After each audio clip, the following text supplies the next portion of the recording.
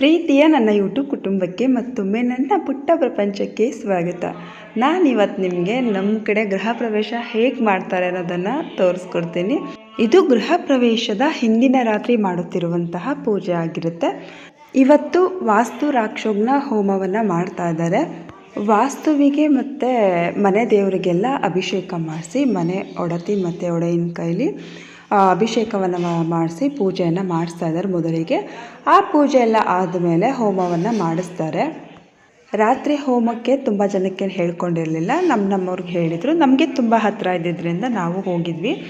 ಶಾರು ಬರಲ್ಲ ಅಂತ ಹಠ ಮಾಡ್ತಿದ್ಲು, ನಾನು ಹಿಂಸೆ ಮಾಡ್ಕೊಂಡು ಕರ್ಕೊಂಡು ಹೋಗಿದ್ದೆ. ರಾತ್ರಿ ಟೈಮ್ ಅಲ್ವಾ, ಫ್ರೀ ಇದ್ದೆ ಅಂದ್ಕೊಂಡು. ವಾಸ್ತುವಿಗೆ ಐದಾನ್ಯ ಬುತ್ತಿಯನ್ನು ಕಟ್ಟಿದ್ದಾರೆ. ಮತ್ತು ಚಾಮುಂಡೇಶ್ವರಿ ಶಿವ ನಮ್ಮ ಮನೆ ದೇವರಾಗಿರೋದ್ರಿಂದ ಅದಕ್ಕೆಲ್ಲ ಅಭಿಷೇಕ ಮಾಡಿಸ್ತಾರೆ. ಅವ್ರ ಕೈಲಿ ಇವಾಗ ಸಕ್ಕರೆ ಮತ್ತು ಜೇನುತುಪ್ಪ, ಹಾಲು, ಮೊಸರಿಂದ ಅಭಿಷೇಕ ಮಾಡಿಸ್ತಾರೆ. ಇಲ್ಲಿ ನೋಡಿ, ಎಲ್ಲ ದೇವರನ್ನು ಇಲ್ಲಿ ಪ್ರತಿಷ್ಠಾಪನೆ ಮಾಡಿದ್ದಾರೆ. ಒಂದೊಂದು ಕಡೆ ಒಂದೊಂದು ಥರ ಮಾಡ್ತಾರೆ. ಕೆಲವು ಕಡೆ ಕಳಶ ಇಟ್ಟು ಬರೀ ಕಾಯನ್ನು ಮಾತ್ರ ಪೂಜೆ ಮಾಡ್ತಾರೆ. ಆದರೆ ಇವರು ಎಲ್ಲ ರೀತಿ ದೇವರುಗಳ ವಿಗ್ರಹಗಳನ್ನ ತಂದಿಟ್ಟಿದ್ದಾರೆ.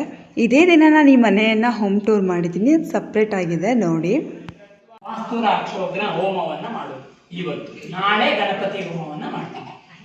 ಇವತ್ತು ಇಷ್ಟು ಮನೆ ಶುದ್ಧತೆ ಮಾಡಿ ಕಲಶವನ್ನ ನವಗ್ರಹವನ್ನ ಎಲ್ಲ ಆರಾಧನೆ ಮಾಡಿ ಸ್ಥಾಪನೆ ಮಾಡ್ತೀವಿ. 8:30 ಊಟ ಕೊಟ್ಟು ಅಷ್ಟು ಆ ಥರ ಮಾಡೋದು.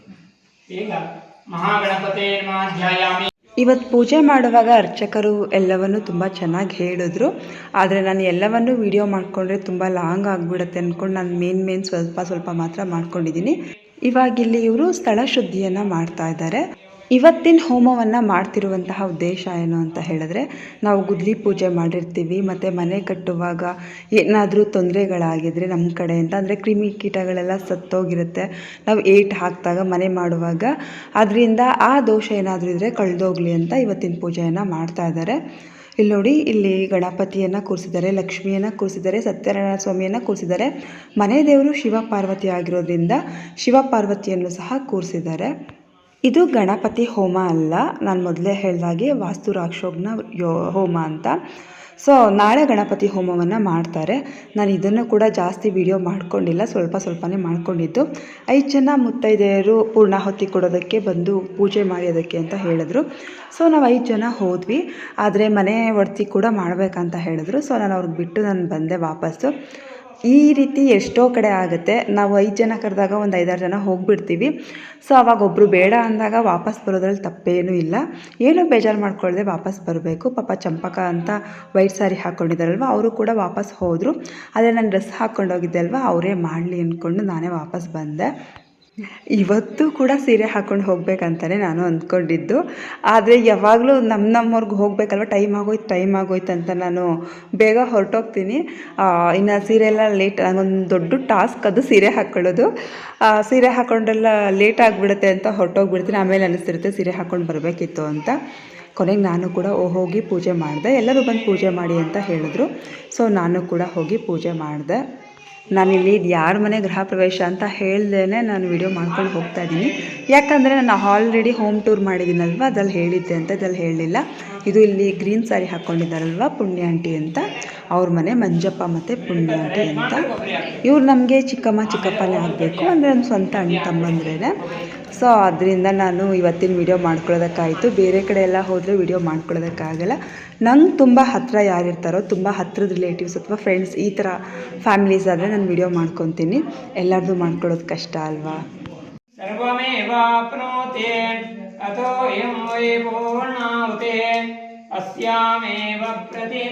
ಹೋಮ ಎಲ್ಲ ಆದಮೇಲೆ ಊಟಕ್ಕೆ ಹೋಗ್ತಾ ಇದ್ದೀವಿ. ನಾನು ಲೈಟ್ ಅರೇಂಜ್ಮೆಂಟ್ಸ್ ಎಲ್ಲ ನಿಮಗೆ ತೋರಿಸಿರಲಿಲ್ಲ. ಚಪ್ಪರಕ್ಕೆಲ್ಲ ನೋಡಿ ಎಷ್ಟು ಚೆನ್ನಾಗಿ ಹಾಕಿದ್ದಾರೆ ಅಂತ. ನಾನಿವತ್ತು ಇಷ್ಟೇ ವಿಡಿಯೋ ಮಾಡ್ಕೊಳಕ್ಕಾಗಿತ್ತು. ಸೊ ಅಲ್ಲಿಂದ ವಾಪಸ್ ಮನೆಗೆ ಬಂದೆ. ನಿಮ್ಗೊಂದು ವಿಚಾರ ಗೊತ್ತಾ, ಹಿಂದೆ ಡೈನಿಂಗ್ ಟೇಬಲ್ ಇತ್ತಲ್ವ, ಇವಾಗಿಲ್ಲ. ಯಾಕಂತ ಹೇಳಿದ್ರೆ ಸುಶೀಲ ಆಂಟಿ ಮನೆ ಗೃಹ ಪ್ರವೇಶ ಆಯ್ತಲ್ವ, ನಾನು ನಿಮ್ಗೆ ಮೊದಲೇ ಹೇಳಿದ್ದೆ ಅದು ಅವ್ರದ್ದು ಅಂತ. ಸೊ ಈಗ ಅವರು ಹೊಸ ಮನೆಗೆ ಹೋದ್ರಲ್ವ, ತೊಗೊಂಡು ಹೋಗಿದ್ದಾರೆ. ಇದು ಬೆಳಗ್ಗಿನ ವ್ಲಾಗ್ ಆಗಿರುತ್ತೆ, ಬೆಳಗ್ಗೆ ದಿನದ ವಿಡಿಯೋಗಳಾಗಿರುತ್ತೆ. ಬೆಳಗ್ಗೆ ಅವ್ರು ಹೇಳಿದರು ಮೀಸಲು ನೀರು ತರೋದಕ್ಕೆ ಬನ್ನಿ ಅಂತ, ಒಂದು 5 ಜನಕ್ಕೆ ಹೇಳಿದರು. ಸೊ ನನಗೂ ಕೂಡ ಹೇಳಿದರು, ನಾನು ಕೂಡ ಹೋಗಿದ್ದೆ. ಇಲ್ಲಿ ಕಾಲುವೆ ಹತ್ತಿರ ಇರೋದ್ರಿಂದ ಕಾಲುವೆಯಿಂದ ತೊಗೊಂಡು ಹೋಗ್ತಿದ್ದೀವಿ ಮೀಸಲು ನೀರನ್ನು. ನಾನು ಸಿಂಪಲ್ಲಾಗಿ ಹೀಗೆ ರೆಡಿಯಾಗಿದ್ದೀನಿ. ನನಗೆ ಈ ಸೀರೆ ಅಂದರೆ ತುಂಬಾ ಇಷ್ಟ. ಇದು ಒಂದು 250ರಿಂದ 300 ರೂಪಾಯಿ ಒಳಗಡೆನೇ ಸೀರೆ. ಆದರೂ ಒಂಥರ ಸಿಂಪಲ್ಲಾಗಿ ಕಲರ್ ನನಗೆ ಇಷ್ಟ ಆಯಿತು, ಅದಕ್ಕೆ ತೊಗೊಂಡಿದ್ದೆ. ತುಂಬ ಹತ್ತಿರ ಅಲ್ವಾ, ಹೊರಗಡೆ ಏನು ಹೋಗ್ತಿಲ್ವಲ್ಲ ಅಂತ ನಾನು ಅದೇ ಸೀರೆ ಹಾಕ್ಕೊಂಡು ಬಂದೆ. ಮೀಸಲು ನೀರೆಲ್ಲ ತಂದಮೇಲೆ ಮತ್ತೆ ವಾಪಸ್ ಹೋಗಿ ಆ ಪೂಜೆ ಅಷ್ಟರಲ್ಲಿ ಬೇರೆ ಸೀರೆ ಹಾಕೊಬರ್ಬೇಕನ್ನೋ ಪ್ಲ್ಯಾನ್ ಇತ್ತು. ಆದರೆ ನಾನು ವಾಪಸ್ ಮನೆಗೆ ಹೋಗಲೇ ಇಲ್ಲ, ಇಲ್ಲೇ ಉಳ್ಕೊಂಡೆ. ಅಯ್ಯೋ ಬಿಡು ಅಂದ್ಕೊಂಡು ಸುಮ್ಮನೆ ಆಗಿಬಿಟ್ಟೆ. ಇವಾಗ ನಾವು ಗೋಪೂಜೆಯನ್ನು ಮಾಡ್ತಾಯಿದ್ದೀವಿ. ಹೊಸ ಮನೆಗೆ ಹೋಗೋರು ಯಾರ ಮನೇಲಿ ಹಸು ಕರು ಇದೆಯೋ ಸೊ ಅವ್ರಿಗೆ ಹೇಳ್ಕೊಂಡಿರ್ತಾರೆ, ಇವರು ನಮ್ಗೆ ಹತ್ತಿರದವರೇ ಆಗಬೇಕು, ಅವ್ರಿಗೆ ಹೇಳ್ಕೊಂಡಿದ್ರು. ಸೊ ಅವರು ಹಸುವನ್ನು ತೊಳ್ಕೊಂಡು ಬಂದರು, ಹಸು ಕರುವನ್ನು ತೊಳ್ಕೊಂಡು ಬಂದರು. ಇವಾಗ ಕಾಲುವೆ ನೀರಿದೆ, 6 ತಿಂಗಳು ಕಾಲುವೆ ನೀರಿರುತ್ತೆ. ಅದಾದಮೇಲೆ ಒಂದು ವಾರ 15 ದಿನಕ್ಕೆ ಬಂದು ಒಂದು ವಾರ ಇರುತ್ತೆ, ಒಂದು ವಾರ ಇರಲ್ಲ. ಸದ್ಯಕ್ಕೆ ಇವ್ರ ಅದೃಷ್ಟಕ್ಕೆ ಕಾಲುವೆ ನೀರಿದೆ. ಇವಾಗ ದೇವ್ರ ಫೋಟೋಗೆ ಪೂಜೆ ಮಾಡಿಕೊಂಡು ಇಲ್ಲಿಂದನೇ ಪೂಜೆ ಮಾಡ್ಕೊಂಡು ತೊಗೊಂಡು ಹೋಗ್ತೀವಿ. ಅಕಸ್ಮಾತ್ ಕಾಲುವೆ ನೀರಿಲ್ಲ ಅಂತ ಹೇಳಿದ್ರೆ ನಲ್ಲಿ ಇರುತ್ತಲ್ವ, ನಲ್ಲಿ ನೀರಿನಲ್ಲೇ ಎಲ್ಲ ಮಾಡ್ಕೊಂಡು ಹೋಗ್ತೀವಿ. ಮೊದಲಿಗೆ ಮನೆಯವ್ರ ಕೈಲಿ ಯಜಮಾನ ಮತ್ತು ಯಜಮಾನಿ ಕೈಲಿ ಪೂಜೆಯನ್ನು ಮಾಡಿಸ್ತಾ ಇದ್ದಾರೆ. ಗೋಪೂಜೆ ಆಗಿರಬಹುದು ಅಥವಾ ಕಾವೇರಿ ಪೂಜೆ ಆಗಿರಬಹುದು, ಅಂದರೆ ಗಂಗೆ ಪೂಜೆ ಅಂತ ಹೇಳ್ತೀವಿ ನಾವು. ಸೊ ಮತ್ತು ಮೀಸಲು ನೀರಿಗೆಲ್ಲ ಅವ್ರ ಕೈಲಿ ಮೊದಲು ಪೂಜೆ ಮಾಡಿಸ್ಬಿಟ್ಟು ಆಮೇಲೆ 5 ಜನ ಮುತ್ತೈದೆಯರು ಹೋಗಿದ್ವಿ ಅಲ್ವಾ, ಸೊ ನಾವುಗಳು ಪೂಜೆ ಮಾಡ್ತೀವಿ. ಈಗ ಗಂಗೆ ಪೂಜೆ ನಡೀತಾ ಇದೆ. ಗಂಗೆಗೆ ಒಂದು ಎಲೆಗೆ ಅಡಿಕೆ ಮತ್ತು ಕರ್ಪೂರ ಹೂವೆಲ್ಲ ಇಟ್ಟು ಗಂಗೆಗೆ ಬಿಡ್ತಾರೆ. ಆದರೂ ಕಾವೇರಿ ಹರಿತಿರೋದು ನೋಡೋದಕ್ಕೆ ಒಂಥರ ಚೆಂದ. ಗಂಗೆ ಪೂಜೆ ಆದಮೇಲೆ ನಾವೆಲ್ಲ ಪೂಜೆ ಮಾಡಿ ಆದಮೇಲೆ ಅದೆಲ್ಲ ವೀಡಿಯೋ ಮಾಡ್ಕೊಂಡಿಲ್ಲ ನಾನು, ಅಂದರೆ ಹೇಳಿದ್ನಲ್ಲ ಮೊದಲೇ ಲಾಂಗ್ ವೀಡಿಯೋ ಆಗುತ್ತೆ ಅಂತ. ಸೊ ಸಾಕು, ಇಷ್ಟು ಸಿಂಪಲ್ಲಾಗಿ ನಿಮ್ಗೆ ಗೊತ್ತಾಗ್ತಿದೆ ಅನಿಸುತ್ತೆ ನಮ್ಮ ಕಡೆ ಹೇಗೆ ಪೂಜೆ ಮಾಡ್ತೀವಂತ. ಇವಾಗ ಪುಣ್ಯ ಆಂಟಿ ಕಳಶ ಹಿಡ್ಕೊಂಡು ಮುಂದೆ ಹೋಗ್ತಾ ಇದ್ದಾರೆ. ಇನ್ನು ಮಿಕ್ತವರೆಲ್ಲ ಮೀಸಲು ನೀರು ಹೊತ್ಕೊಂಡು ಬಂದರು. ನಾನು ಪೂಜೆ ಸಾಮಾನು ತೊಗೊಂಡು ಬಂದೆ, ತಟ್ಟಿನಲ್ಲಿ ಪೂಜೆ ಸಾಮಾನು ಇಟ್ಟಿದ್ರಲ್ವ ಅದನ್ನು ತೊಗೊಂಡು ಬಂದೆ. ಹತ್ತಿರ ಇದ್ದಿದ್ದರಿಂದ ಚಿಕ್ಕ ಬಿಂದಿಗೆ ಹಿಡ್ಕೊಂಡು ಬರಬಹುದಾಗಿತ್ತು, ಅಷ್ಟರಲ್ಲಿ ಮತ್ತೊಬ್ಬರು ಬಂದರು. ಸೊ ಅವ್ರಿಗೆ ಅವಕಾಶ ಕೊಟ್ಟು ನಾನು ಹಾಗೆ ಬಂದೆ. ಅದಾದಮೇಲೆ ಇಲ್ಲಿ ಮಂಜಪ್ಪನ ಕೈಲಿ ಚಪ್ರದ ಪೂಜೆಯನ್ನು ಮಾಡಿಸ್ತಾ ಇದ್ದಾರೆ.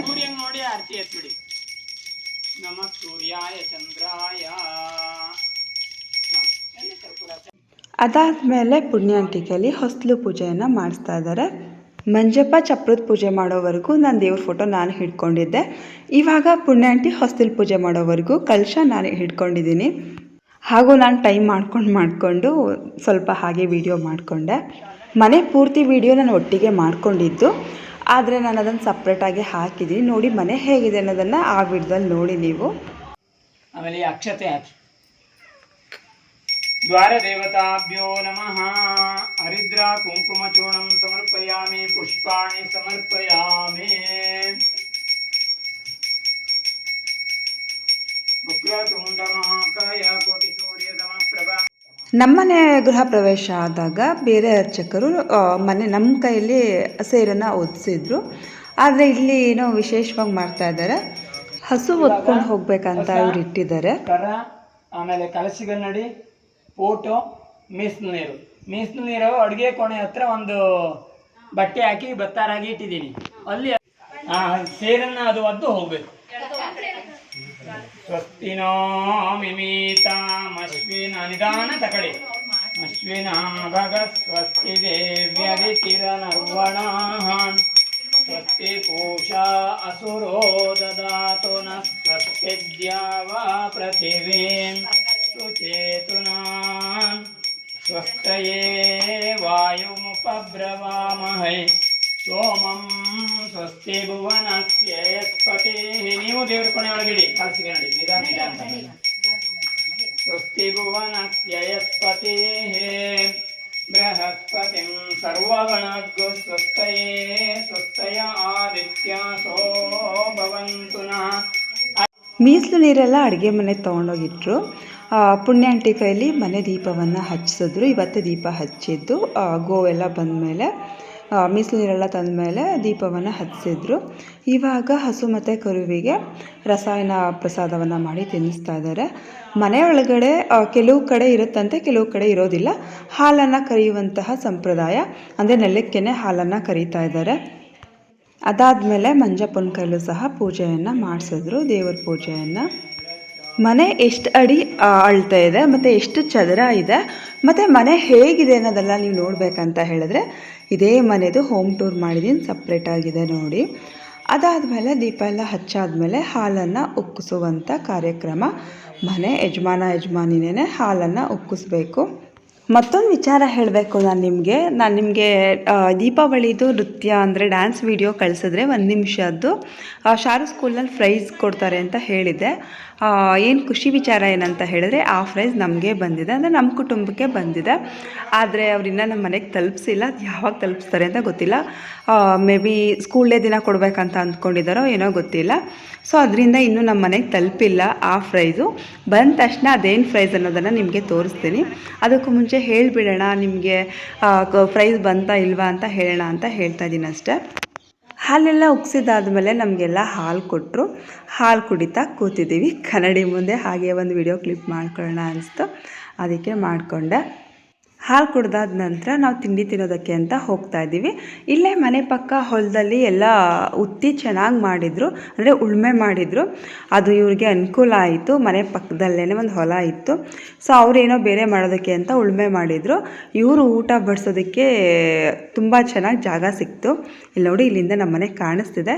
ರೋಡ್ ಪಕ್ಕನೇ ತುಂಬ ಹತ್ತಿರನೇ ಇದೆ ಅಂತ ನಾನು ಮೊದಲೇ ಹೇಳಿದೆ, ಅಂದರೆ ನಂದು ಹೋಮ್ ಟೂರ್ ವೀಡಿಯೋದಲ್ಲಿ ಹೇಳಿದ್ದೀನಿ. ತಿಂಡಿ ಎಲ್ಲ ತಿನ್ಕೊಂಡು ಮನೆಗೆ ಹೋಗಿದ್ದು ಬರೋಣ ಅಂತ ಅಂದ್ಕೊಂಡೆ, ಆದರೆ ಹೋಗಲೇ ಇಲ್ಲ. ಇಲ್ಲೇ ಉಳ್ಕೊಂಡ್ಬಿಟ್ವಿ ನಾನು ರೇಖಾ ಎಲ್ಲ. ಇವಾಗ ವಾಸ್ತು ಪೂಜೆಯನ್ನು ಮಾಡ್ತಾ ಇದ್ದಾರೆ. ನಿಮಗೆ ಯಾವ್ಯಾವ ಪೂಜೆ ಮಾಡ್ತಾರೆ ಅಂತ ಎಲ್ಲ ಗೊತ್ತಾಗಬೇಕಲ್ವ, ಅದಕ್ಕೆ ನಾನು ಮೇನ್ ಏನು ಬೇಕು ಅದನ್ನು ಮಾತ್ರ ವೀಡಿಯೋ ಮಾಡ್ಕೊಂಡಿದ್ದೀನಿ. ರಾಗಿ ಮತ್ತು ಅಕ್ಕಿಯನ್ನು ಹಾಕ್ತಾರೆ, ಮತ್ತು ಚಿನ್ನ ಮತ್ತು ಬೆಳ್ಳಿಯನ್ನು ಹಾಕ್ತಾರೆ.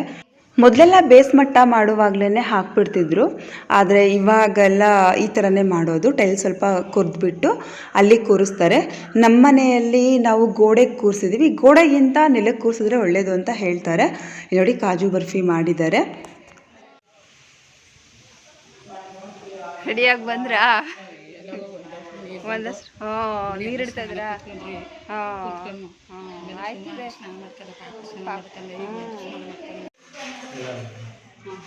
ನನ್ನ ಕೈ ನೋಡಿ. ಈಗ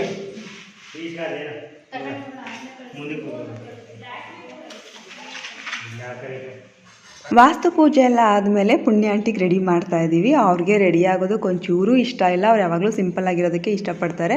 ಆದರೆ ಮೀನಾ ನಾವೆಲ್ಲ ಸೇರಿಕೊಂಡು, ರೇಖಾನು ಇದ್ರಲ್ವ, ಎಲ್ಲರೂ ಸೇರಿಕೊಂಡು ಇಲ್ಲ ನೀವು ಇವತ್ತು ರೆಡಿ ಆಗಲೇಬೇಕು ಅಂತ ಹೇಳಿ ಇಷ್ಟು ರೆಡಿ ಮಾಡಿದ್ದೀವಿ.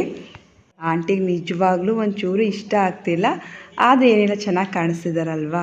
ಮೀನಾ ಮತ್ತು ಯತಿ ಇಬ್ಬರು ರೆಡಿಯಾಗಿದ್ದು ಬರೋದಕ್ಕೆ ಅಂತ ಹೋಗ್ತಾ ಇದ್ದಾರೆ ಮನೆಗೆ. ಇವತ್ತು ಮಾಡ್ತಾ ಇರೋದು ಗಣಪತಿ ಹೋಮ ಮತ್ತು ಸತ್ಯನಾರಾಯಣ ಸ್ವಾಮಿ ಪೂಜೆ. ಇವತ್ತು ಸಹ 5 ಜನ ಮುತ್ತೈದೆಯರ ಕೈಲಿ ಪೂರ್ಣಾಹುತಿ ಕೊಡೋದಕ್ಕೂ ಮುಂಚೆ ಪೂಜೆಯನ್ನು ಮಾಡಿಸ್ತಾ ಇದ್ದಾರೆ. ನಮ್ಮ ಕಡೆ ಈ ರೀತಿ ಪೂಜೆ ನಡೆಯುತ್ತೆ ಗೃಹ ಪ್ರವೇಶದ ದಿನ. ಸೊ ನಿಮ್ಮ ಕಡೆ ಹೇಗೆ ನಡೆಯುತ್ತೆ ಅನ್ನೋದನ್ನು ಕಮೆಂಟ್ ಮಾಡಿ ತಿಳಿಸಿ. ಈ ವಿಡಿಯೋ ಇಷ್ಟ ಆದರೆ ಒಂದು ಲೈಕ್ ಮಾಡಿ. ಫಸ್ಟ್ ಟೈಮ್ ನನ್ನ ಚಾನಲ್ನ ನೋಡ್ತಿರೋರು ಸಬ್ಸ್ಕ್ರೈಬ್ ಮಾಡೋದನ್ನು ಮರಿಬೇಡಿ. ಪೂರ್ಣಾವತಿ ಎಲ್ಲ ಆದಮೇಲೆ ಇವಾಗ ಸತ್ಯನಾರಾಯಣ ಸ್ವಾಮಿ ಪೂಜೆಯನ್ನು ಶುರು ಮಾಡ್ತಾ ಇದ್ದಾರೆ. ಒಬ್ಬೊಬ್ಬರಾಗಿ ಜನ ಸೇರಿಕೊಂಡ್ರು. ಆಮೇಲೆ ತುಂಬ ಜನ ಬಂದರು. ಇದೇನಿದು ಬರೀ ದಂಪತಿಗಳಿಬ್ಬರನ್ನೇ ತೋರಿಸ್ತಾ ಇದ್ದಾರೆ, ಮಕ್ಕಳನ್ನ ತೋರಿಸಿಲ್ವಲ್ಲ ಅಂತ ನೀವು ಅಂದ್ಕೊಳ್ತಿರಬಹುದು. ಇವ್ರಿಗೆ 2 ಮಕ್ಕಳಿದ್ದಾರೆ, ಅಪ್ಪು ಮತ್ತು ರಕ್ಷಿ ಅಂತ, ಅಂದರೆ ಕುಮಾರ ಮತ್ತು ರಕ್ಷಿತ್ ಅಂತ ಅವ್ರ ಹೆಸರು. ರಕ್ಷಿತ್ ಎಲ್ಲೋ ಹೊರಗಡೆ ಹೋಗಿದ್ದ, ಇವತ್ತು ಬಂದಿದ್ದಾನೆ ಅವನು. ಸೊ ನೆನ್ನೆನೂ ಅದಕ್ಕೆ ಪೂಜೆ ಕೂತ್ಕೊಳ್ಳಿಲ್ಲ. ಒಬ್ಬ ಏನು ಕೂತ್ಕೊಳ್ಳೋದು, 2 ಇಲ್ವಲ್ಲ ಅಂತ ಪೂಜೆ ಕೂತ್ಕೊಳ್ಳಿಲ್ಲ. ಅಪ್ಪು ಪಾಪ ಅಡುಗೆ ಕೆಲಸ ಎಲ್ಲ ನಿಂತ್ಕೊಂಡು ಮಾಡಿಸ್ತಾ ಇದ್ದಾನೆ. ಇವಾಗ ಸತ್ಯನಾರಾಯಣ ಸ್ವಾಮಿ ಕಥೆಯನ್ನು ಓದ್ತಾ ಇದ್ದಾರೆ. ಕಥೆ ಎಲ್ಲ ಆದಮೇಲೆ ಪೂಜೆ ಮುಗಿದ ಮೇಲೆ ಮಹಾಮಂಗಳಾರತಿ ಮಾಡ್ತಾ ಇದ್ದಾರೆ.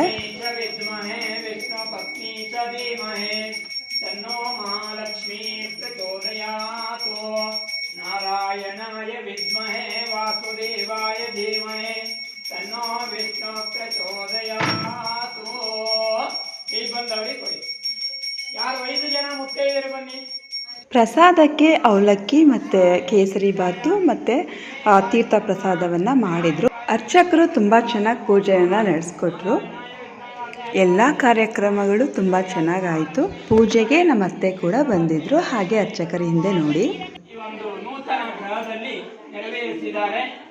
ಈ ಒಂದು ಸತ್ಯನಾರಾಯಣ ಪೂಜೆಯಿಂದ ಸ್ವಾಮಿ ಸಂಪೂರ್ಣವಾಗಿ ಈ ಒಂದು ಪೂಜೆಯನ್ನು ಸ್ವೀಕಾರ ಮಾಡಿಕೊಂಡು ಯಜಮಾನನಿಗೂ ಮನೆಯವರಿಗೂ ಕುಟುಂಬದವರಿಗೂ ಅನುಗ್ರಹವನ್ನು ಮಾಡಿ ಅವರ ಮನಸ್ಸಿನಲ್ಲಿ ಏನಿದೆಯೋ ಆ ಸಂಕಲ್ಪ ಈಡೇರುವಂತೆ ಮಾಡಿ ಉತ್ತರೋತ್ತರವಾದಂತಹ ಶ್ರೇಯಸ್ಸು ಅಭಿವೃದ್ಧಿ ಆಗಲಿ ಅಂತೇಳಿ ದೇವರಲ್ಲಿ ಪ್ರಾರ್ಥನೆಯನ್ನು ಮಾಡಿಕೊಂಡು ಶ್ರೀ ಸತ್ಯನಾರಾಯಣ ಸ್ವಾಮಿ ಮಹಾಗಣಪತಿ ಪಾದಾರವಿಂದಕ್ಕೆ ಗೋವಿಂದಾರಿ ಗೋವಿಂದ. ಎಲ್ಲರೂ ಬಂದು ಅಕ್ಷತೆ ಹಾಕಿ ಪೂಜೆ ಮಾಡಬಹುದು. ಇರ್ತವೆ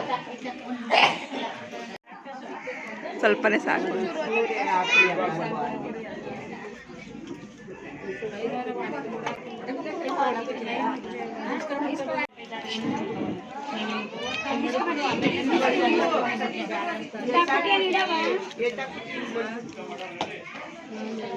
ಅದಾದಮೇಲೆ ಪ್ರಸಾದ ವಿನಿಯೋಗ ಆಯಿತು. ನಾವೆಲ್ಲ ಕೂತ್ಕೊಂಡಿದ್ದೀವಿ. ನನ್ನ ಫ್ರೆಂಡ್ ಅನಿ ಕೂಡ ಬಂದಳು. ಮೊದಲನೇ ಪಂಕ್ತಿ ಊಟಕ್ಕೆ ಕೂತಿದ್ದೆ. ಆ ಊಟ ಆದ ತಕ್ಷಣ ನಾವು ಎರಡನೇ ಪಂಕ್ತಿಗೆ ಹೋಗಿ ಊಟಕ್ಕೆ ಕೂತ್ಕೊತೀವಿ. ನಾನು ಮೊದಲು ವಾಕಿಂಗ್ ಹೋಗ್ತಿದ್ದೆ ಅಲ್ವಾ, ಆ ಫ್ರೆಂಡ್ ಜೊತೆ ಮಾತಾಡ್ತಾ ಇದ್ದೀನಿ. ಶ್ರುತಿ ನೀನು ಕಾಣಿಸ್ತಾನೆ ಇಲ್ವಲ್ಲ, ಎಲ್ಲೋ ಹುಷಾರಿಲ್ವೇನೋ, ಎಲ್ಲೂ ಓಡಾಡ್ತಿಲ್ವಲ್ಲ ಅಂತ ಅಂದ್ಕೊಂಡೆ ಅಂತ ಕೇಳ್ತಿದ್ರು. ಸೊ ನಾನು ಅವರು ಒಂದು ಸ್ವಲ್ಪ ಹೊತ್ತು ನಿಂತ್ಕೊಂಡು ಮಾತಾಡ್ತಿದ್ವಿ. ಅದಾದಮೇಲೆ ಊಟಕ್ಕೆ ಹೋದ್ವಿ. ಊಟ ತುಂಬಾ ಚೆನ್ನಾಗಿತ್ತು. ಆದರೆ ಸ್ವಲ್ಪ ಜಾಸ್ತಿ ಮಾಡಿಬಿಟ್ಟಿದ್ರು, ಸ್ವಲ್ಪ ಜಾಸ್ತಿನೇ ಉಳ್ಕೊಂಡ್ಬಿಟ್ಟಿತ್ತು. ಏನೇನು ಊಟ ಮಾಡಿಸಿದ್ರು ಅಂತ ನಾನು ಇವಾಗ ನಿಮ್ಗೆ ತೋರಿಸ್ತೀನಿ ಬನ್ನಿ. ಒಬ್ಬಟ್ಟು ಊಟ ಅಂದಮೇಲೆ ಸಖತ್ತಾಗಿ ಇರುತ್ತೆ ಅಲ್ವಾ. ನೀವು ಯಾವುದೇ ಫಂಕ್ಷನ್ಗೆ ಹೋದರೂ ಒಂದು ಬ್ಯೂಟಿಫುಲ್ ಟಿಪ್ಸ್ ಹೇಳ್ತೀನಿ ಕೇಳಿ. ಫಸ್ಟ್ ಪಂಕ್ತಿ ಅಥವಾ ಎರಡನೇ ಪಂಕ್ತಿನಲ್ಲೇ ಕೂತ್ಕೊಂಡು ಊಟ ಮಾಡ್ಕೊಬಿಡಿ. ಯಾಕಂತ ಹೇಳಿದ್ರೆ ಟೇಸ್ಟ್ ತುಂಬ ಚೆನ್ನಾಗಿರುತ್ತೆ. ಆಮೇಲೆ ಬಿಸಿ ಬಿಸಿ ಇರುತ್ತೆ. ಕೊನೆಯಲ್ಲಿ ಊಟ ಮಾಡಿದ್ರೆ ಅಷ್ಟು ಟೇಸ್ಟು ಇರಲ್ಲ, ಎಲ್ಲ ಆರೋಗಿರುತ್ತೆ. ಅದಕ್ಕೆ ಹೇಳ್ತಿದ್ದೀನಿ. ನಾನು ಕೂಡ ಅಷ್ಟೇ, ಯಾವುದೇ ಕಾರ್ಯಕ್ರಮಕ್ಕೆ ಹೋದರೂ ಫಸ್ಟ್ ಅಥವಾ ಸೆಕೆಂಡ್ ಪಂಕ್ತಿ ಮಿಸ್ ಆದರೆ ತರ್ಡ್ ಪಂಕ್ತಿನಲ್ಲಿ ಕೂತ್ಕೊಂಡು ಊಟ ಮಾಡ್ಕೊಂಡು ಬಿಡ್ತೀನಿ. ನಮ್ಮ ತೀರಾ ಹತ್ರದವರಾದರೂ ಅಷ್ಟೇ. ಆಮೇಲೆ ಹೋಗಿ ಕೂತ್ಕೊಂಡವ್ರ ಜೊತೆ ಮಾತಾಡೋದು ಇದ್ದೇ ಇರುತ್ತೆ. ಆಮೇಲೆ ಕೂತ್ಕೊಳ್ಬೇಕಾದ್ರೆ ಟೈಮ್ ಪಾಸ್ ಮಾಡೋಣ. ನೋಡಿ ಊಟ ಎಷ್ಟು ಚೆನ್ನಾಗಿದೆ ಅಂತ. ಪ್ರತಿಯೊಂದು ಐಟಮ್ಸ್ ಕೂಡ ತುಂಬ ಚೆನ್ನಾಗಿತ್ತು. ನಾನು ತಿಳಿ ಸಾಂಬಾರು ಹಾಕಿಸ್ಕೊಳ್ಳಿಲ್ಲ, ನನ್ನ ಫ್ರೆಂಡ್ ಹಾಕಿಸ್ಕೊಂಡ್ಳು. ಅವಳ ಹಗಲಲ್ಲಿ ನಾನು ತಿಳಿ ಸಾರು ಹಾಕಿದ್ದನ್ನ ವೀಡಿಯೋ ಮಾಡ್ಕೊಂಡಿದ್ದೆ. ಇದು ಅದಾದಮೇಲೆ ನಾನು ಮೊಸರನ್ನ ಹಾಕಿಸ್ಕೊಂಡೆ ಕೊನೆಯಲ್ಲಿ. ಒಟ್ಟಾರೆ ಊಟ ತುಂಬ ಚೆನ್ನಾಗಿತ್ತು. ಇದು ನೋಡಿ ಹಳದಿ ಅನ್ನ ಮಾಡಿದ್ರಲ್ವ ರಾತ್ರಿ, ಅದನ್ನು ಮನೆ ಸುತ್ತ ಇಟ್ಟಿದ್ದಾರೆ. ಅದನ್ನು ನಾನು ರಾತ್ರಿ ವಿಡಿಯೋ ಮಾಡ್ಕೊಳ್ಳೋದಕ್ಕಾಗಲಿಲ್ಲ. ಅದಕ್ಕೆ ಈಗ ಬೆಳಿಗ್ಗೆ ಮನೆಗೆ ಹೋಗುವಾಗ ವಿಡಿಯೋ ಮಾಡ್ಕೊತಾ ಇದ್ದೀನಿ. ನಾನು ನಿಮಗೆ ಮೊದಲೇ ಹೇಳಿದೆ ಅಲ್ವಾ, ಊಟ ತುಂಬ ಮಿಕ್ಕಿತ್ತಂತ. ಪಾಪ ಎಲ್ಲರ ಮನೆಗೂ ಅವರು ಹೊರೋದೇ ಆಯಿತು. ಎಲ್ಲರ ಮನೆಗೂ ಕೊಟ್ಬಿಟ್ಟು ಹೋಗ್ತಿದ್ರು. ಬಾತು, ಅನ್ನ, ಸಾಂಬಾರು, ಗೊಜ್ಜು ಎಲ್ಲ ಜಾಸ್ತಿನೇ ಕೊಟ್ಟಿದ್ದರು. ಅದರಲ್ಲೂ ನಾನು ಇಷ್ಟು ಈಸ್ಕೊಂಡೆ, ಇನ್ನೂ ಜಾಸ್ತಿನೇ ತಂದಿದ್ರು. ಗೊಜ್ಜು ನಾಳೆ ಬೆಳಗ್ಗೆ ಚಪಾತಿ ಮಾಡ್ಕೊಳ್ಳೋಣ ಅಂದ್ಕೊಂಡು ಬೇಯಿಸಿಟ್ಟಿದ್ದೀನಿ. ತಗಣಿ ಕಾಳು ಅಂತ ಹೇಳ್ತೀವಿ ನಾವು, ಅಲಸಂದೆ ಕಾಳು ಅಂತಾರಲ್ವ, ಅದು ಬಿಳಿ ಅಲಸಂದೆ ಕಾಳಿನಲ್ಲಿ ಗೊಜ್ಜು ಮಾಡಿದ್ದು ತುಂಬ ಚೆನ್ನಾಗಿತ್ತು. ಬದನೆಕಾಯಿ ಮತ್ತು ಆಲೂಗಡ್ಡೆ ಹಾಕಿ ಮಾಡಿದರು. ನಾನು ಇದನ್ನು ಬೆಳಿಗ್ಗೆಗೆ ಇಟ್ಕೊಂಡೆ ಚಪಾತಿಗೆ ಅಂತ ಬೇಯಿಸ್ಕೊಂಡು. ಮತ್ತು ಸ್ವೀಟ್ ಕೂಡ ಮಿಕ್ಕಿತ್ತು ಅಂತ ಸ್ವೀಟು ಕೂಡ ಕೊಟ್ಟಿದ್ದಾರೆ, ಕಾಜು ಬರ್ಫಿ. ಇಲ್ಲಿಗೆ ಇವತ್ತಿನ ವಿಡಿಯೋ ಮುಕ್ತಾಯವಾಗ್ತಿದೆ. ಧನ್ಯವಾದಗಳು.